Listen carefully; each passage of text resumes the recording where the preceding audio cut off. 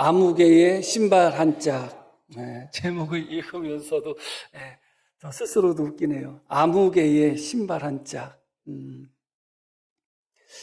말씀에 대한 지난번에 드렸던 말씀에 대한 정리는 하진 않겠습니다. 아마 대략적인 내용을 아실 것입니다. 룻이 시어머니의 뜻에 따라서 타작마당에서 자고 있는 보아스에게 가죠. 그 목적은 계대 결혼과 기업 물음을 위해서 간 것입니다. 기업 물음이라는 것은 가난해진 형제가 토지를 팔거나 종이 되었을 때 친척 중에 가까운 친척이 그를 다시 찾아오는 것, 땅을 찾아오거나 종으로 팔린 형제를 찾아오는 것, 그런 것을 기업 물음이라고 해요.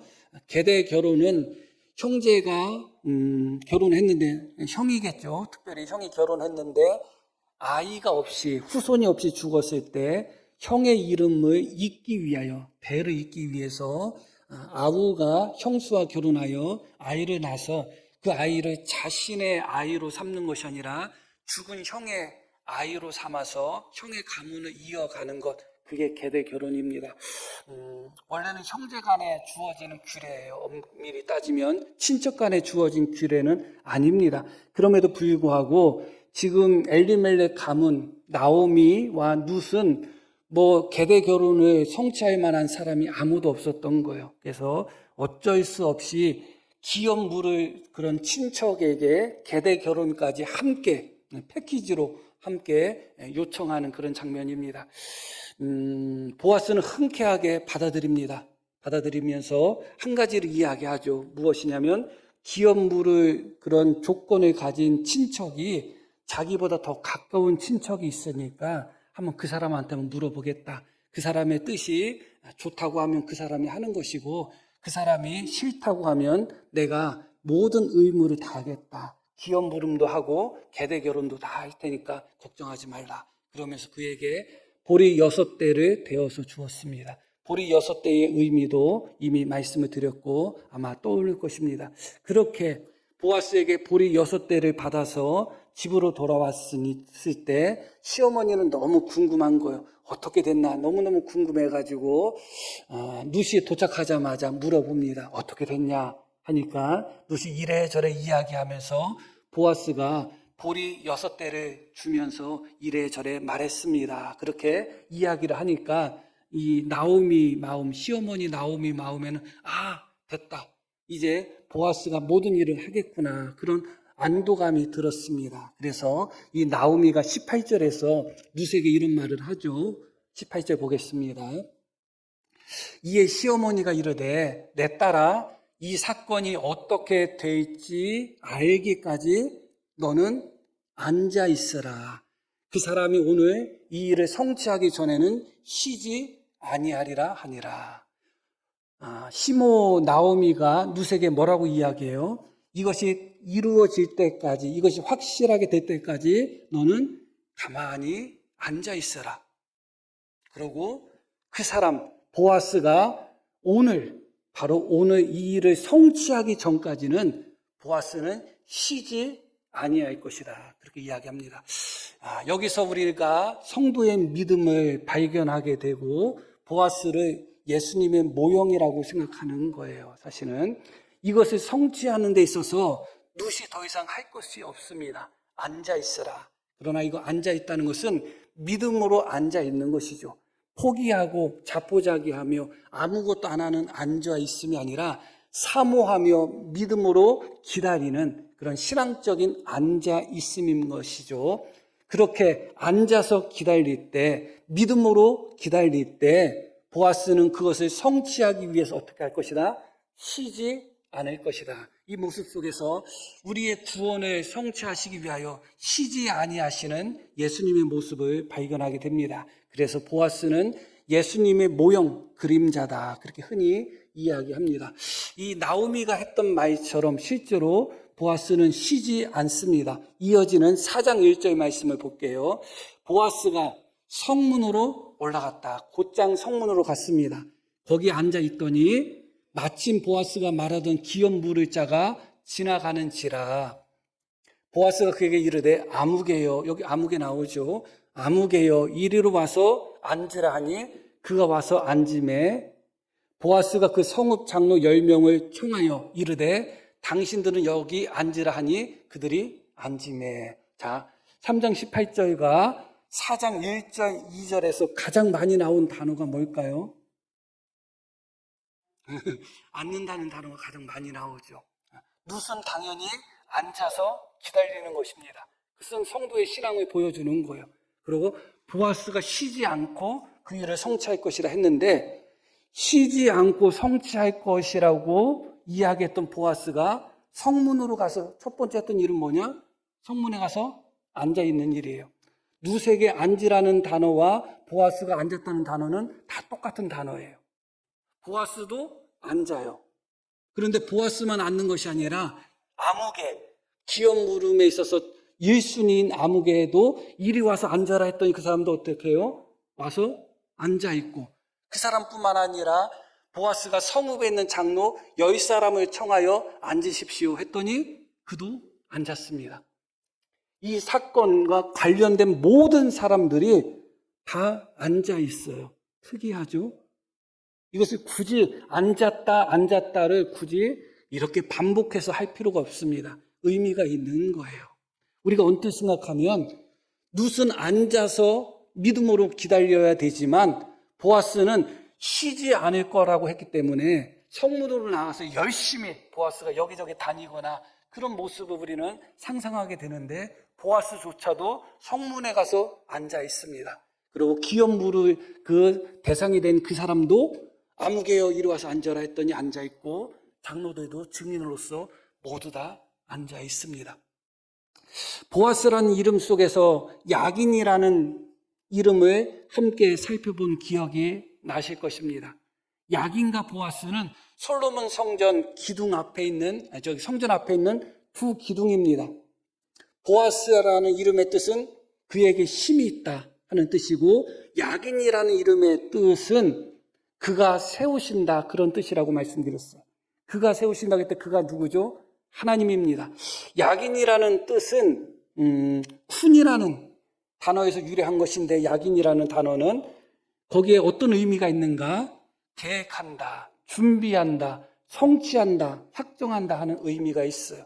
그래서 이미 말씀을 드렸을 때 룻기에서는 보이지 않는 야긴 하나님의 역사가 많이 나타나고 있다는 것을 보여줬습니다.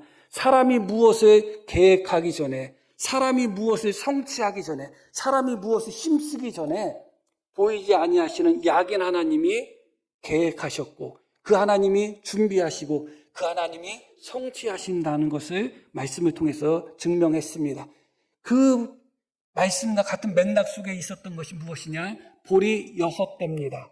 보아스가 룻에게 보리를 줄 때 보리 6대를 주었다는 것은 여러 가지 의미가 있지만 그 중 하나는 무엇이냐?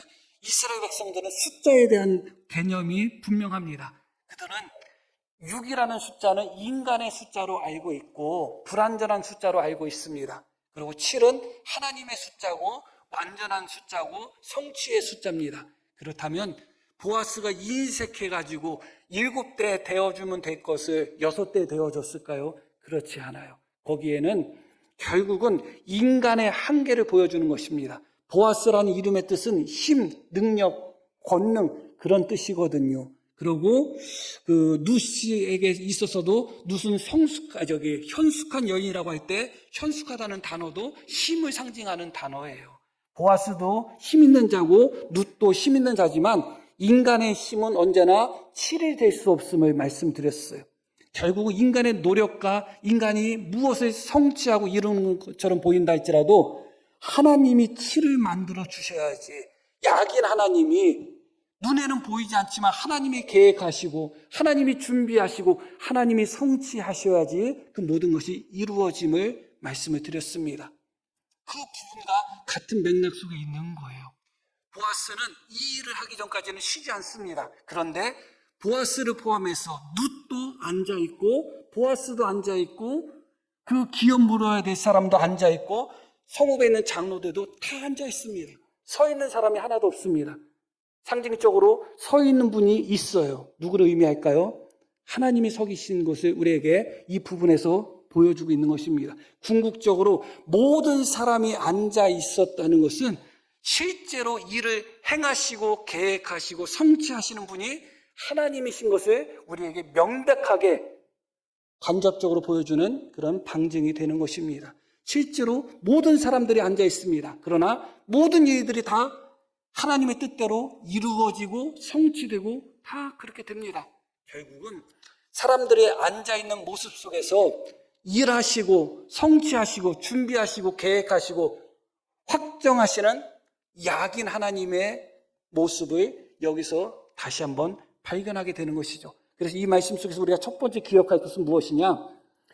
룻과 보아스와 모든 사람들이 앉아있는 모습 속에서 실제로 인간이 앉아있는 그 위에서 일을 하시는 하나님, 성취하시는 하나님, 완성하시는 하나님의 권능과 하나님의 능력을 우리는 여기서 발견하게 되는 것이죠. 그러나 여기서 또 한 가지 생각할 것이 있습니다. 그것은 무엇이냐? 앉아있는 것은 다 똑같이 앉아있지만 다 똑같은 앉아있음이 아니었다는 것이죠. 룻에 앉아있음은 어떤 앉아있음이에요? 기다리며 믿음으로 바라보는 앉아있음이에요. 그리고 보아스에 앉아있으면 어떤 앉아있음이에요? 앉아있지만 일을 성취하기 위한, 일을 행하기 위한 앉아있음이에요. 앉아서 모든 일을 다 처리합니다. 다르죠. 그리고 10명의 장로들의 앉아있으면 어떤 앉아있음이에요? 그들은 이 모든 일의 증인으로서 앉아있는 것입니다. 그렇게 모든 앉아있음이 각각 표면적으로는 보일 때는 다 똑같아 보인다 할지라도 실제로 그들이 받은 사명과 은사대로 그렇게 활용이 되는 것이죠. 이 부분에서 우리가 두 가지가 조화를 이루는 것을 보게 되는 것이죠. 모든 것을 계획하시고 섭리하시고 모든 것을 다스리시는 하나님의 능력과 섭리 가운데 인간이 앉아있는 그 자리에서 각각 자기가 받은 은사대로 그렇게 봉사하고 섬기고 그 일을 감당할 때 결국은 하나님과 우리의 섬김이 하나가 되어서 하나님의 뜻이 이루어지는 것을 발견하게 되는 것입니다.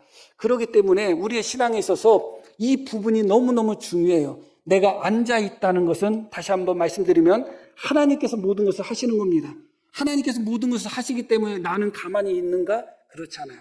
어떤 이는 믿음으로 기다려야 되는 부분에 있어서는 믿음으로 기다려야 되는 것이고 어떤 이들은 증인으로서 역할해야 되는 분들은 증인으로서 역할을 하는 것입니다. 그리고 어떤 이는 그 일을 성취하는 데 있어서 앞장서야 되는 사람은 성취하는 데 있어서 앞장서야 되는 것이죠. 그럼에도 불구하고 실제로 그 모든 것을 이루시고 성취하시는 분은 하나님이신 것을 우리는 믿음으로 고백해야 되는 것입니다. 그런데 모든 사람이 앉아있는 중에 각각 맡은 그 직분이라고 표현하면 그럴까요? 각각 자기가 감당해야 되는 일들을 다 충실하게 충성되게 감당을 하는데 이 아무개는 그렇지 않았다 그거예요. 아무개는 보아스보다 기업 물을 책임이 더 있는 사람이에요. 더 가까운 친척이기 때문에 그래요. 그래서 보아스보다도 더 열심히 그 일을 감당해야 되는데 이 아무개는 그러지 않았습니다. 가장 책임이 있는 자리에 있었던 사람이거든요. 보아스는 두 번째였지 첫 번째가 아니었습니다.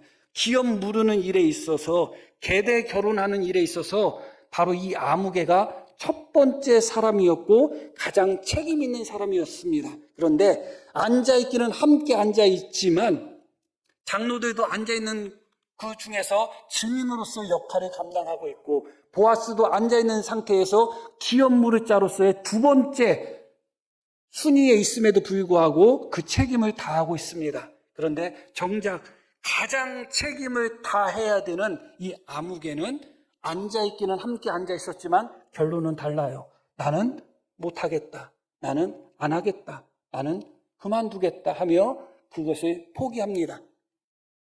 똑같은 앉아있음처럼 보이지만 결국은 너무나 큰 차이가 나고 있습니다. 그 말씀이 6절에 나옵니다. 그 기업 물을 자가 이르되 나는 내 기업에 손해가 있을까요? 나를 위하여 무르지 못하노니 내가 물을 것을 내가 물으라. 나는 무르지 못하겠노라 하는지라. 이어지는 부분 거기까지 보겠습니다. 자, 뭐라고 이야기합니까? 그 기업 물을 자가 나는 내 기업에 손해가 있을까요? 나를 위하여 물으지 못하겠다. 그렇게 이야기합니다. 첫 번째 사람이었습니다. 기업 물의 의무로서 첫 번째 사람이었고, 본문 말씀을 통해서 보면 그 다음이 보아스고 그 위에는 없다고 했습니다. 친척들이 딱 두 사람밖에 없는 거예요.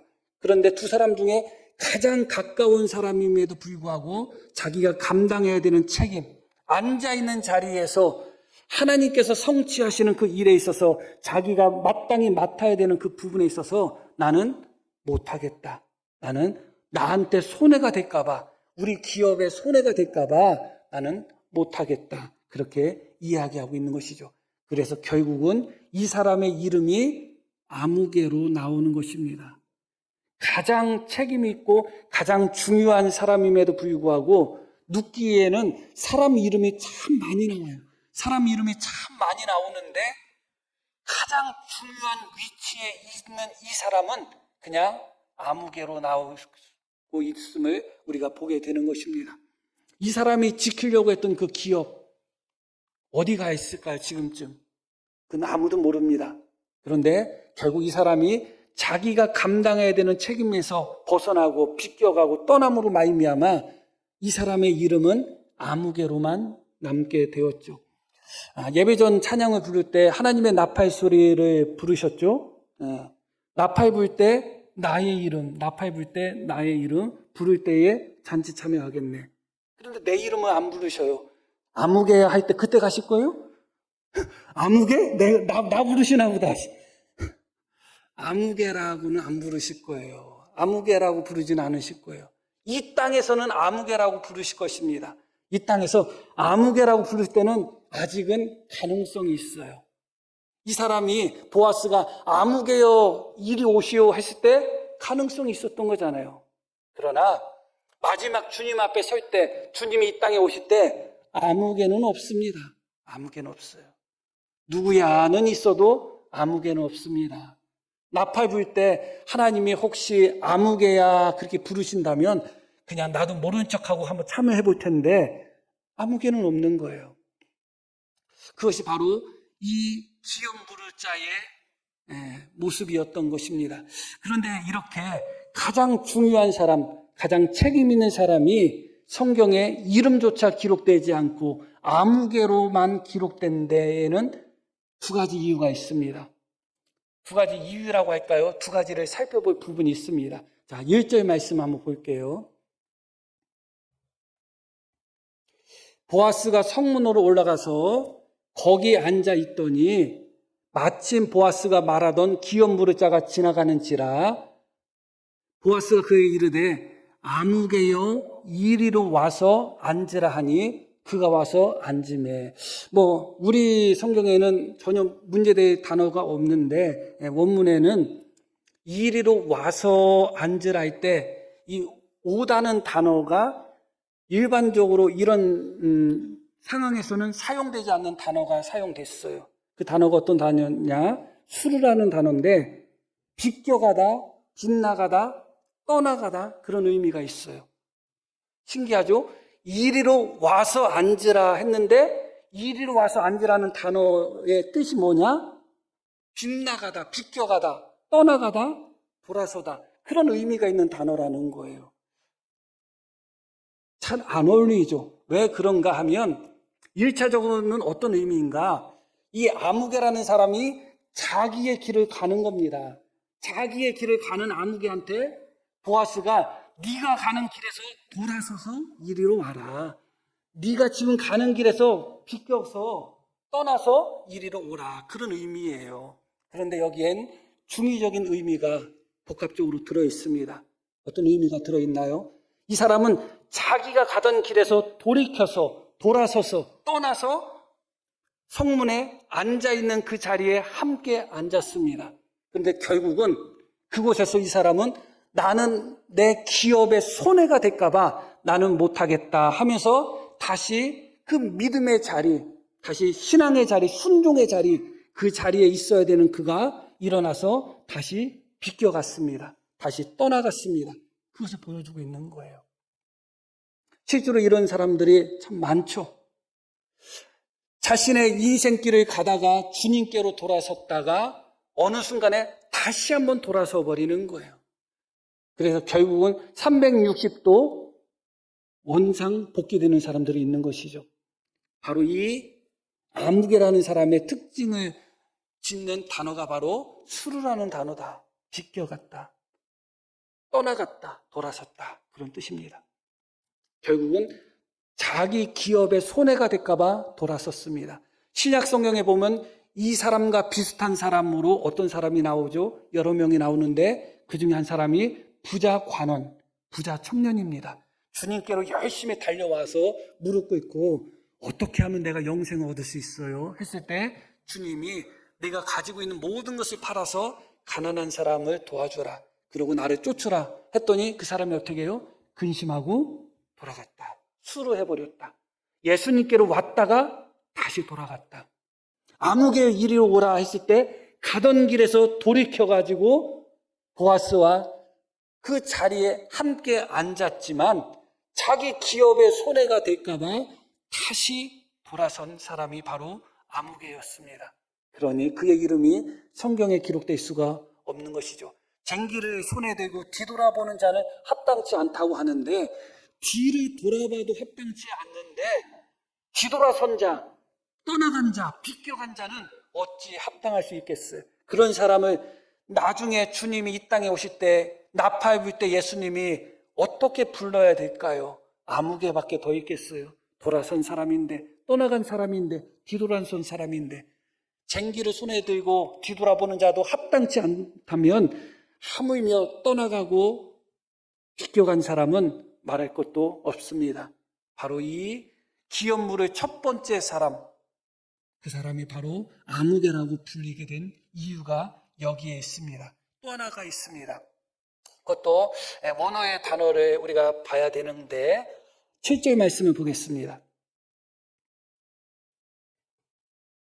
옛적 이스라엘 중에는 모든 것을 무르거나 교환하는 일을 확정하기 위하여 사람이 그의 신을 벗어 그의 이웃에게 주더니 이것이 이스라엘 중에 증명하는 전례가 된지라.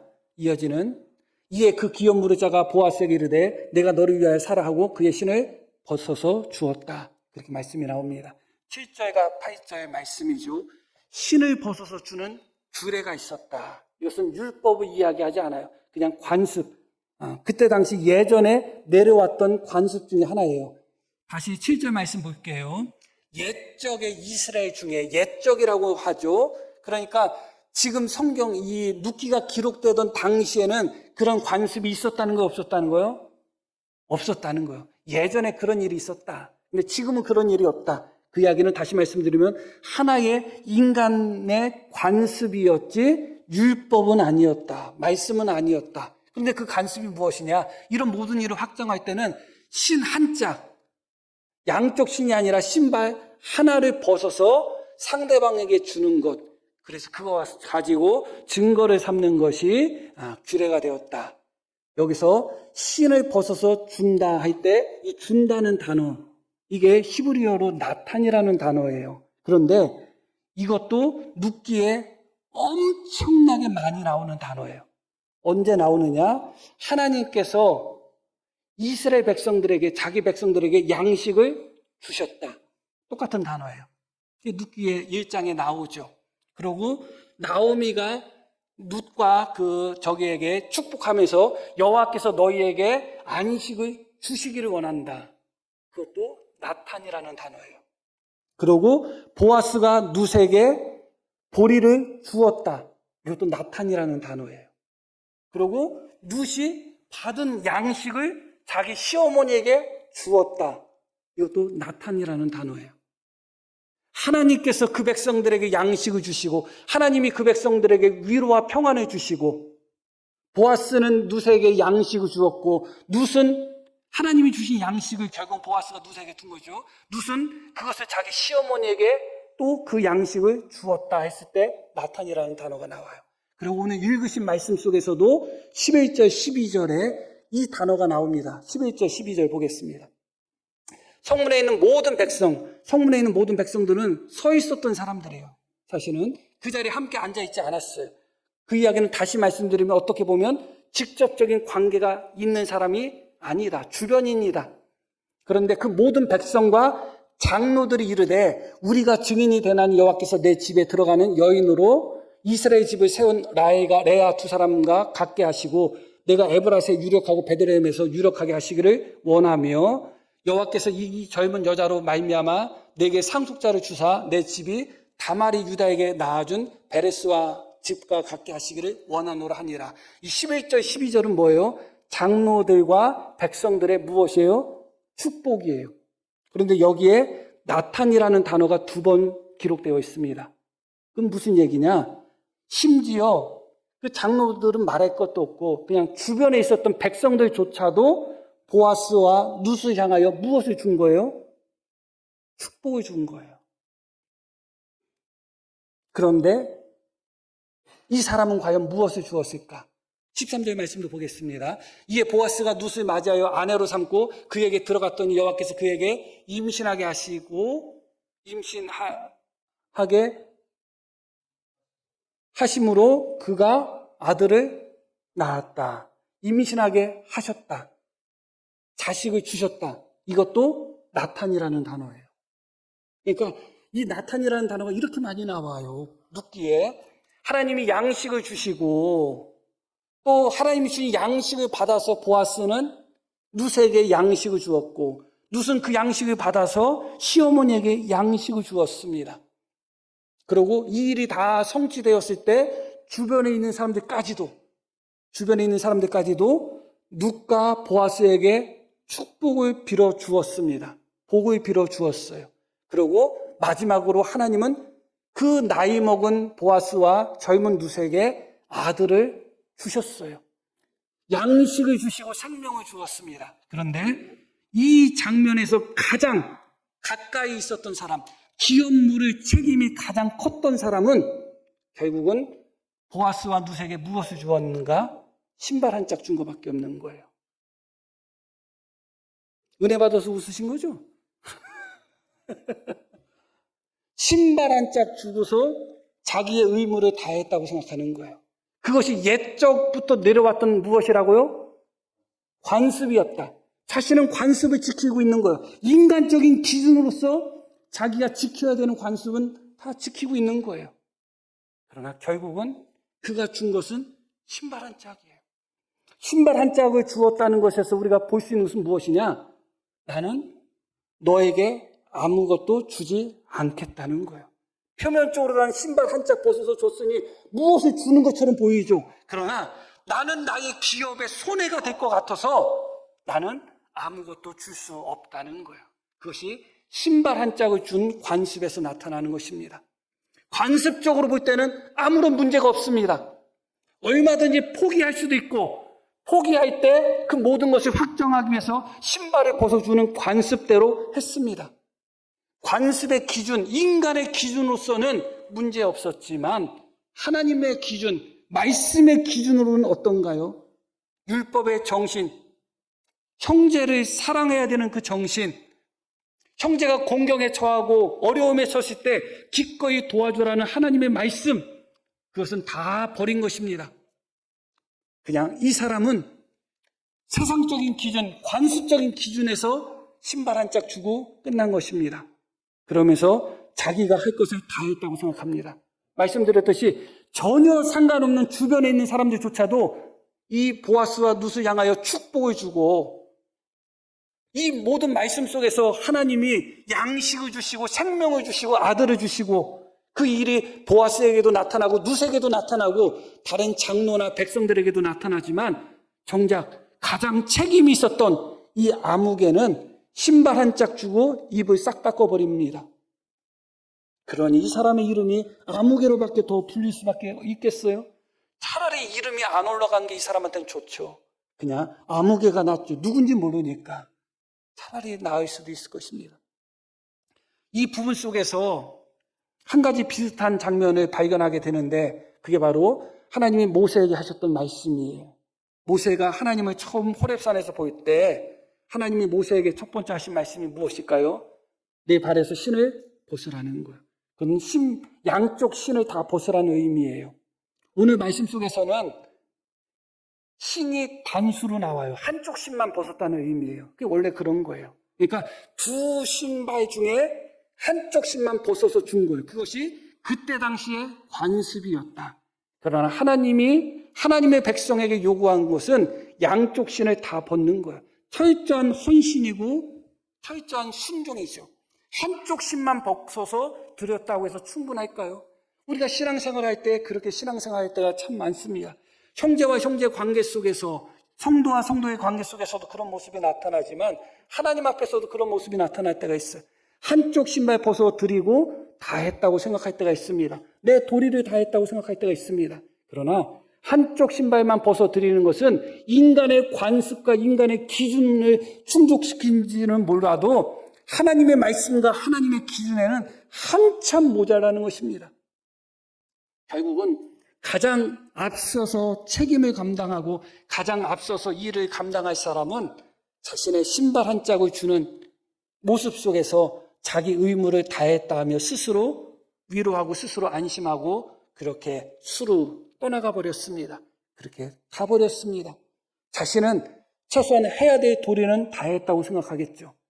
그러나 결국 그 신발 한 짝 주는 이 사람의 마음 속에는 아무것도 포기할 수 없다. 아무것도 손해볼 수 없다. 아무것도 희생할 수 없다. 그런 인색함이 담겨 있는 것입니다.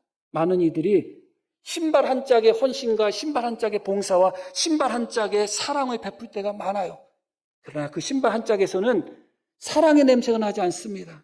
어제도 제가 신발에서 꼬랑내가 나가지고 거기 향수 같은 거 뿌렸어요. 참 실없는 소리가 또 나왔어요. 하나님 앞에 신발 한 짝이 무슨 의미가 있겠습니까? 거기에는 이미 나는 더 이상 주님께 드릴 것이 없습니다.